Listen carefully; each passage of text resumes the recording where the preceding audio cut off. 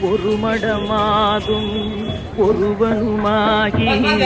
இன்ப சுகம் தரும் அன்பு பொருந்தி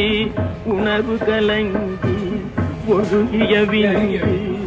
ஊரு துரோணித மீது கலந்து பனியுளோர் பாதி சிறு துளி மாது பண்டியில் வந்து புகுந்து திரண்டு பதுமகரும்பு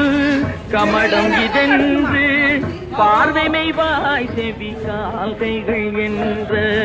உருவமுமாகி உயிர் வளர்மாகும் ஒன்பதும் ஒன்றும் நிறைந்து மடந்தை உதரமகன்று புவியில் விழுந்து யோகமும் வாரமும் நாளும் அறிந்து இனகை ஊரல் இதழ்மடவாரும் உவந்து முகந்திட